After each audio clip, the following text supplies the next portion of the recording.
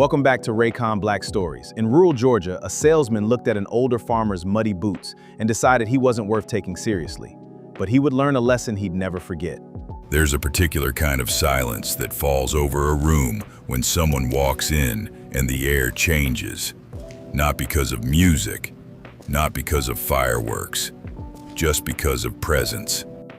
And on a Tuesday morning in the spring of 2019, that silence fell over the Hargrove Agricultural Equipment dealership in Callaway County, Georgia, when a man named James Earl Washington pushed open the glass door and stepped inside.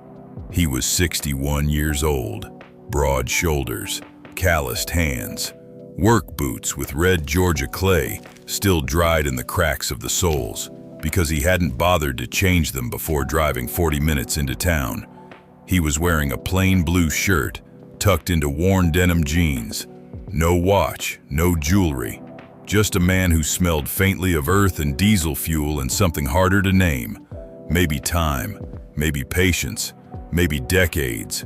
James looked around the showroom, row after row of gleaming green and yellow tractors, new John Deeres, Kubota utility vehicles, combines and tillers and planters lined up like soldiers under fluorescent lights.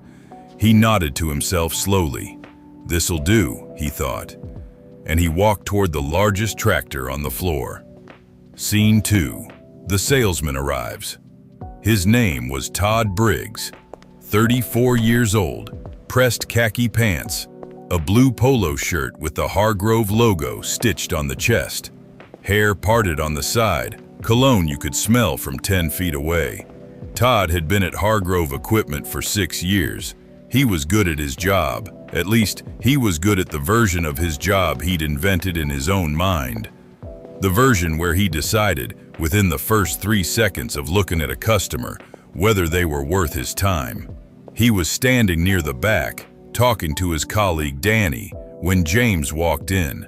Todd looked up. He took in the work boots, the worn jeans, the plain shirt, and something behind his eyes, subtle but there, made a calculation. He leaned back against the counter and kept talking to Danny. Didn't move, didn't greet, just watched. James stood near the large row crop tractor for almost 2 full minutes, running his hand along the hood, checking the tire tread, bending slightly to look under the chassis like a man who has looked under a lot of chassis in his life. Finally, Todd pushed off the counter. He walked over slowly, no urgency, no smile. "Help you with something?"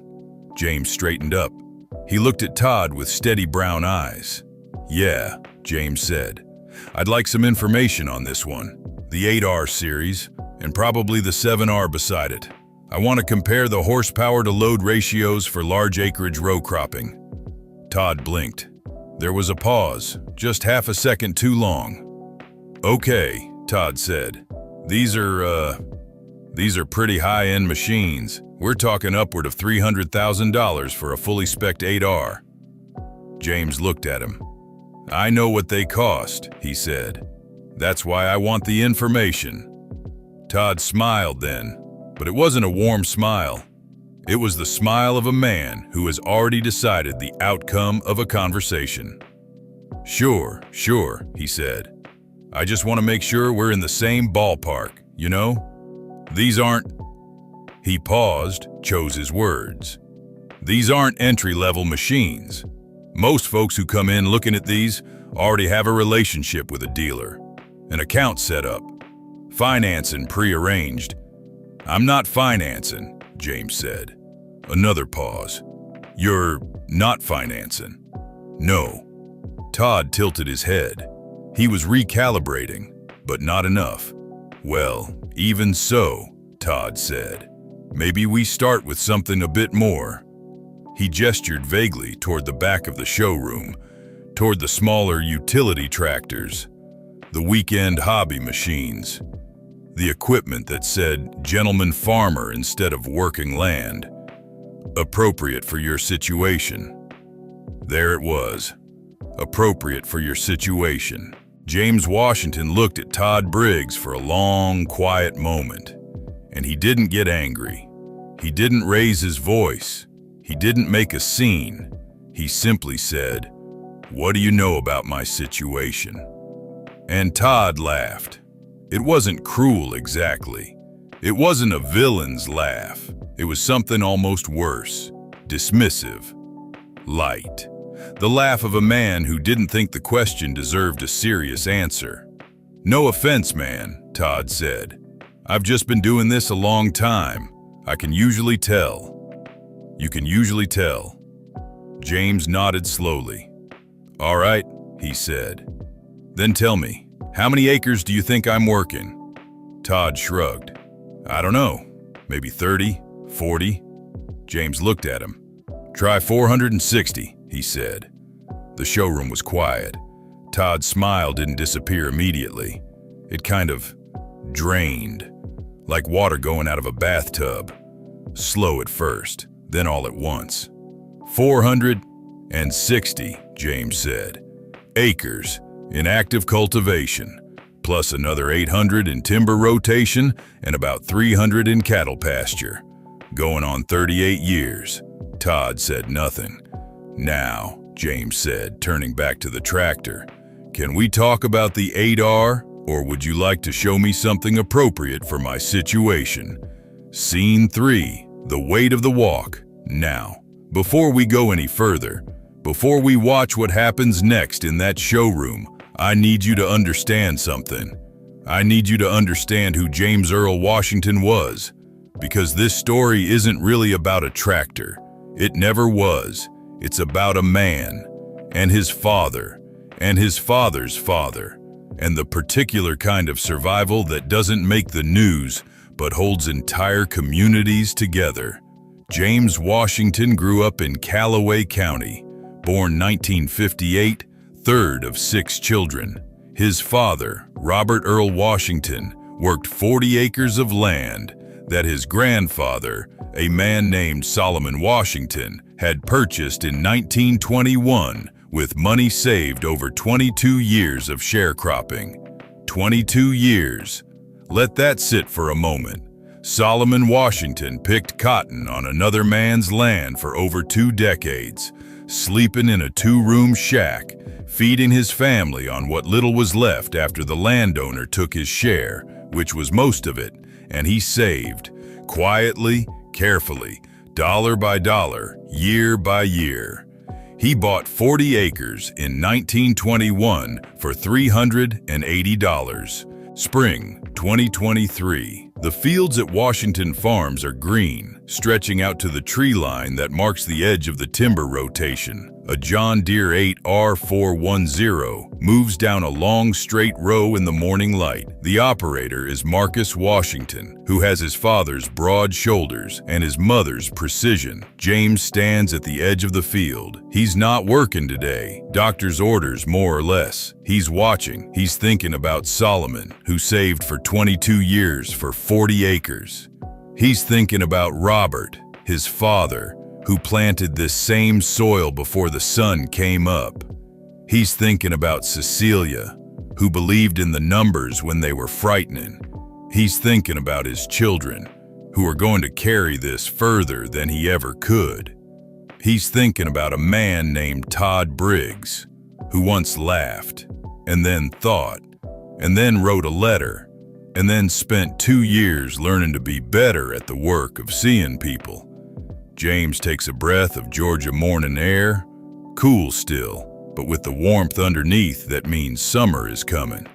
He thinks, we're still here.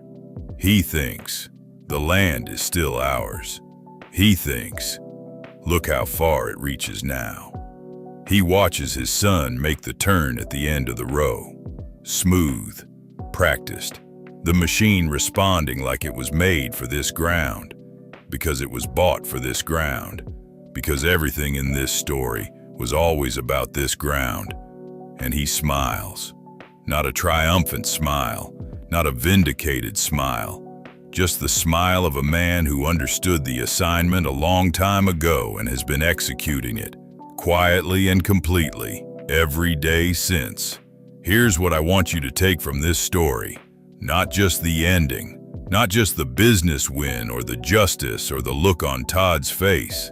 I want you to think about Solomon Washington, a man whose name nobody was writing down, a man picking cotton on someone else's land, decade after decade, being told by the economics, by the culture, by the whole structure of the world he was living in, that he didn't matter, that he wasn't the kind of person who owned things, that his labor was valuable only in service of someone else's vision. And that man saved $380 over 22 years, and bought 40 acres, and built a house, and said, "This is ours."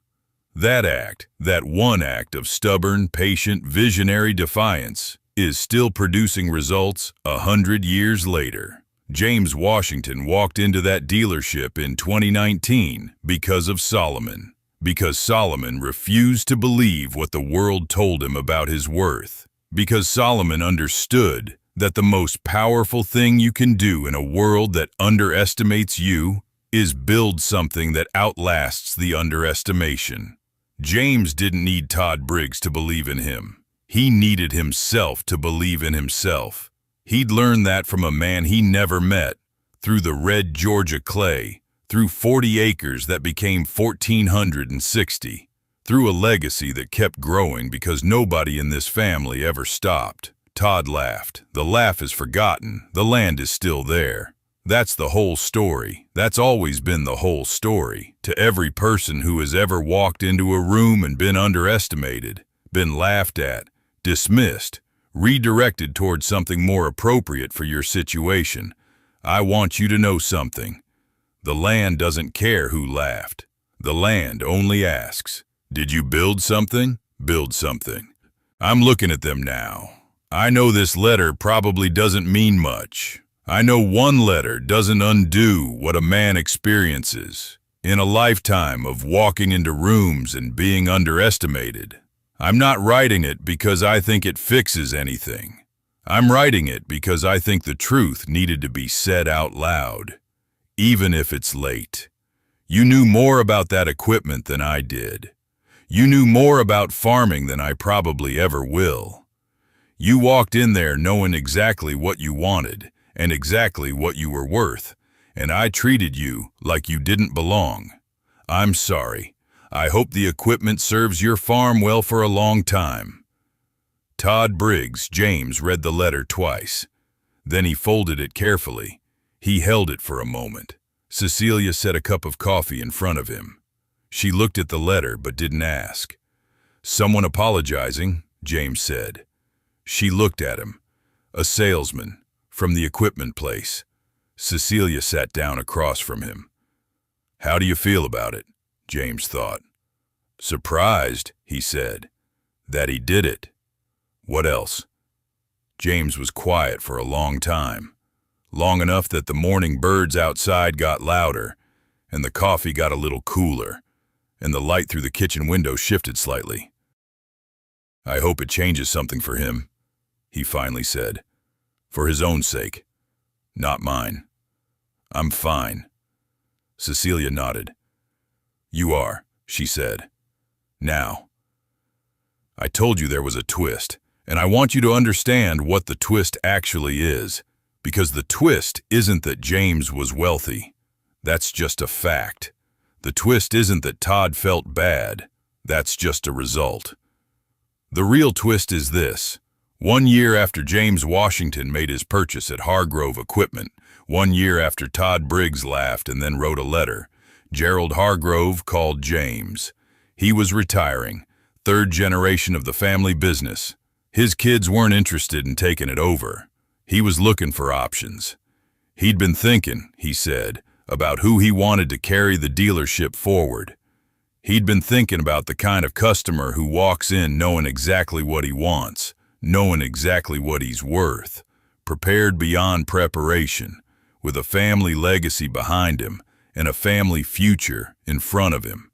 He'd been thinking about the kind of person who has been building something for 38 years and knows how to keep building. Gerald Hargrove wanted to know if James Washington had ever considered owning an agricultural equipment dealership.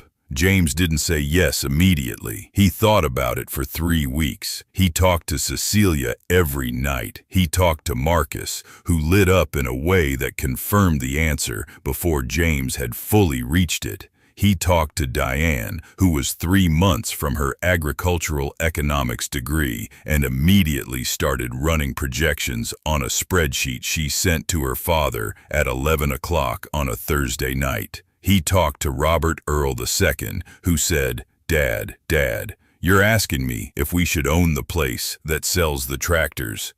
What is the question here? James laughed for a long time at that one, longer than he'd laughed at anything in a while. The sale closed in February of 2021. James Earl Washington, farmer, son of farmers, grandson of Solomon Washington, who bought 40 acres in 1921, became the owner of Hargrove Agricultural Equipment.